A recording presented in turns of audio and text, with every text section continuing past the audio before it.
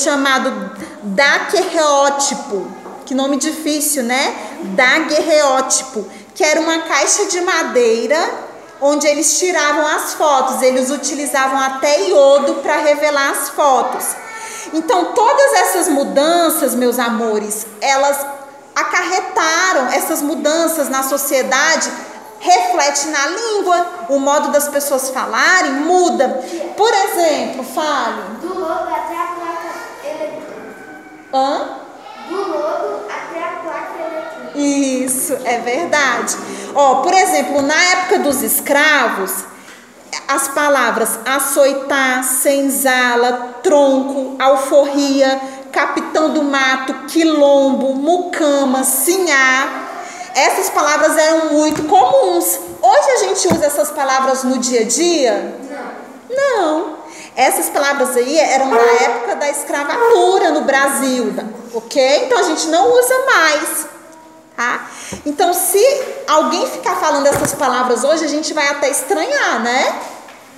Agora, se a gente pegar uma pessoa da nossa época e levar lá para o passado, e essa pessoa começar a falar teclar, internet, tablet, face, Instagram, mouse, as pessoas vão entender? Não, elas, o que é isso? Né? Então, gente, as palavras antigas nós chamamos de arcaicas. E as palavras novas que vão surgindo ao longo do tempo, nós chamamos de neologismo. Então, essas palavras quilombo, sinhá, são palavras arcaicas. E as palavras que têm neologismo são essas que a gente usa, né? Por exemplo, um neologismo que se tornou febre. As pessoas falam sextou, segundou, né? Aí, gente, olha só, olha aí a tirinha. A professora chega e fala, na página 35. Posso ler? Hoje vamos fazer um ditado de palavras muito usuais. Anotem. Quiçá, oblongo, macambúzio. Pedro, como é que se escreve quiçá? Uai, Serafim, eu não sei. Quando eu chegar em casa eu vou perguntar para o meu bisavô. Uai, por que você vai perguntar para ele? Porque ele tem 100 anos. A gente usa essas palavras aí do ditado? De forma nenhuma, gente. São palavras muito antigas. Vocês sabem o que significa quiçá? Não. Provavelmente, possivelmente. Vocês sabem o que significa a palavra macambúzio? Triste. Oblongo. Comprimento, largura. Então, são palavras que... Aí tem outros exemplos, ó. Soer, acontecer com frequência. Sossobrar, naufragar. Aí no parágrafo, esse parágrafo aqui. Então, são palavras que nós não usamos tanto, certo? Aqui no livro, o que é esse que foi Não entendi. no livro aqui, o que é esse que foi É caso você queira anotar uma observação, tá? E aí, meus amores, nós temos outras variações da língua, que são as gírias e os jargões. O que são gírias?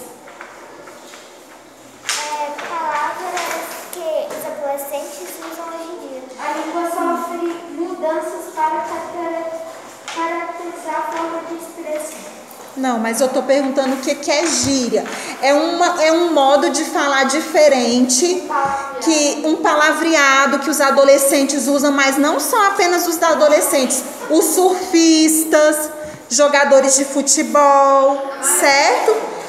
Skatistas. E essas palavras, como que a sociedade encara quem fala gíria? De forma positiva ou negativa? Em muitos casos é de forma negativa, fala que até alguns classificam como linguagem de bandido, né?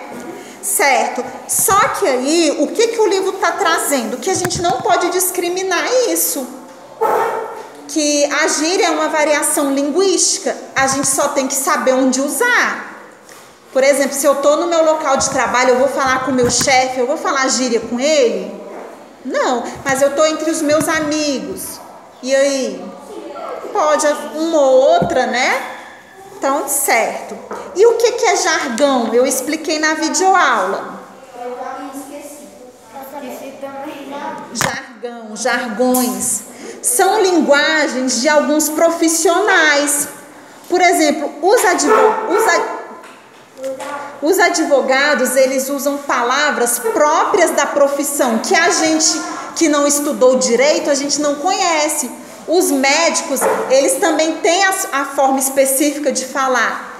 Por exemplo, a minha irmã, ela faz medicina, então às vezes ela vai me explicar alguma coisa, aí ela fala de uma forma tão difícil, eu não entendo.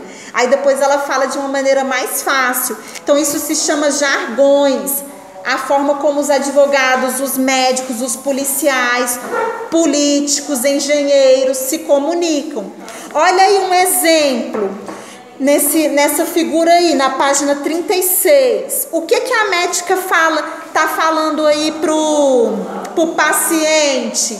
Segundo o laudo laboratorial, o senhor apresenta lesão inflamatória e necrosa subcutânea, resultante de ação bacteriana. Difícil, né? Resumindo, o que ele tem? Ela disse que ele furúnculo. Então, todo esse linguajar da médica, ela simplesmente queria dizer que ele tinha furúnculo. Que são aquelas erupções da pele que saem. Podia até falar, você tem furúnculo. Então isso é uma forma de jargão, é uma maneira de falar dos médicos, certo? Agora vamos para a questão do preconceito linguístico. Gente, por exemplo, as pessoas que falam brusa, bicicleta, qual a classe social que essas pessoas pertencem, na opinião de vocês?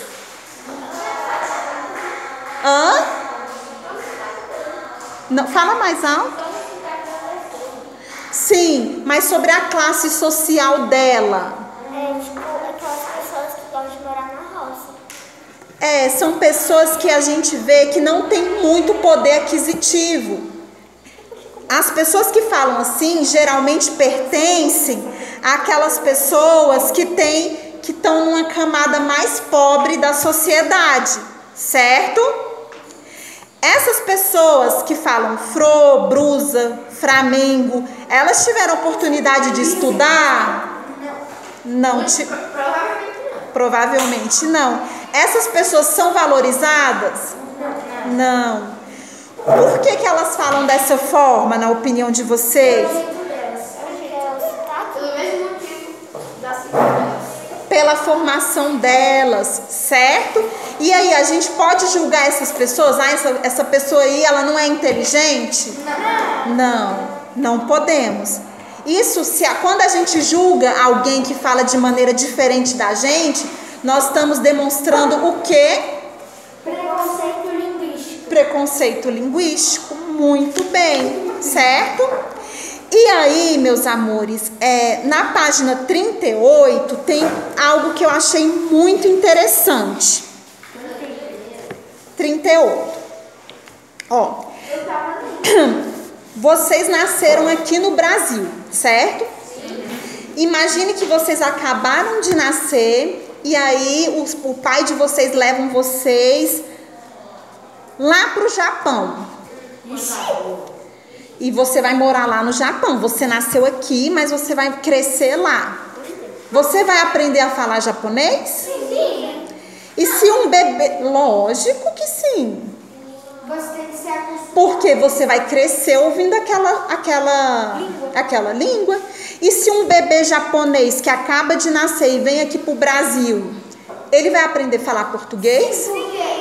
Sim. Porque você aprende a falar de pequenininho. Isso. Então, o nosso cérebro tem capacidade para aprender qualquer idioma. Só o que acontece? O nosso idioma materno, a gente escuta desde quando estava na barriga. Daí, quando a gente vai aprender um segundo idioma, exige muito esforço da nossa parte, porque a gente não está acostumado com aquele idioma, certo? Então, as pessoas tendem a dizer que alguns idiomas são mais difíceis que os outros, mas isso não é verdade, certo? Cada idioma tem suas características, eles são diferentes, mas não significa...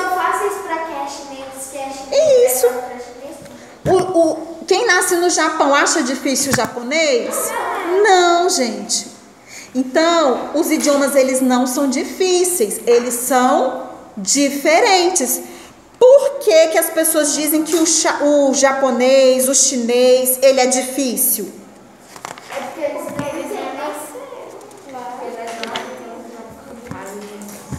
Isso, é porque também a forma que eles escrevem é bem diferente da nossa. Então, mas não significa que o japonês é mais difícil que o português, é só diferente, certo? Então nós temos que parar com esse preconceito. Por exemplo, eu nunca comi sushi, então eu posso dizer que sushi é nojento só porque é peixe cru? Não, se eu nunca comi... já comeu? Já. Entendeu? Então a gente não pode julgar aquilo que não conhece, ok?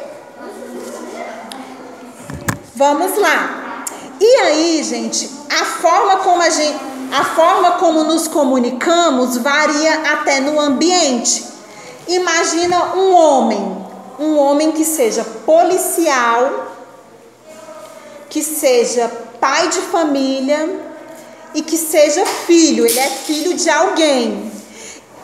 Quando ele está no trabalho lidando com bandido, quando ele está em casa com a família ou com os pais dele, ele vai falar de forma igual? Não. Quando ele está com os colegas dele de serviço, ele vai falar de um jeito. Quando ele vai falar com algum bandido, ele vai falar de outro jeito. Quando ele chega em casa que vai falar com a esposa e com os filhos, ele vai falar de outro jeito. Quando ele está com os pais dele, de outro jeito. Vocês estão vendo que até dependendo da posição social que eu ocupo, eu mudo minha forma de falar, certo? Em algumas situações a gente vai ter que falar de forma mais formal, certo? Em outras situações nós vamos falar de maneira coloquial. Quando a gente está com os nossos amigos, a gente não fica pensando em palavras difíceis. A gente fala naturalmente. Mas quando a gente vai para uma entrevista de emprego, a gente pode falar de forma coloquial? Não, a gente tem que usar uma linguagem mais formal, certo? Então aí, meus amores, terminamos esses conceitos, mas não deixem de ler essas páginas, porque eu só fiz um resumo das páginas 28 a 38, ok?